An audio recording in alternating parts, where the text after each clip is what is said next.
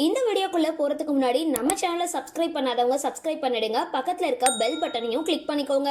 வாங்க வீடியோக்குள்ள போகலாம்.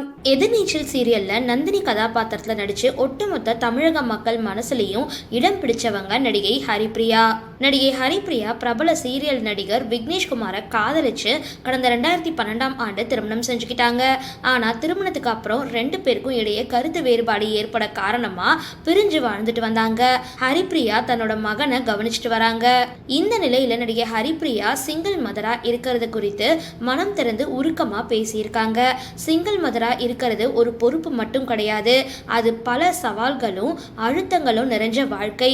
ஒரு குழந்தைய தனியா வளர்க்கிறது அப்படின்றது உடல், மனம், பொருளாதாரம்னு எல்லா ரீதியிலையும் சோதனை தான். ஒரு குழந்தை தவறா நடந்துகிட்டாலே அம்மா சரியா வளர்க்கலையா அப்படின்னு கேள்வி முதல்ல வரும். அந்த ஒரு எண்ணமே எப்பவுமே மனசுக்குள்ள அழுத்தமா இருக்கும் அப்படின்னு சொல்லியிருக்காங்க.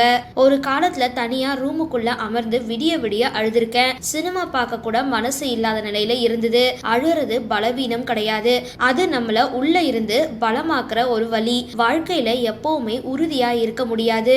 ஒரு சில நேரங்கள்ல உடைஞ்சு போக வேண்டியதுதான். ஆனா அதுல இருந்து திரும்பவும் மீண்டு வரும் பொழுது உண்மையான வழி கிடைக்கும். வாழ்க்கையில தனியா தான் வந்தோம், தனியாக தான் போக போறோம். அதனால தனிமையை ஏற்றுக்கொண்டு வாழ கத்துக்கிட்டேன் அப்படின்னு உருக்கமா நடிகை ஹரிப்பிரியா பேசின வீடியோ இப்போ இணையதளத்துல ரொம்பவே வைரல் ஆகிட்டு வருது.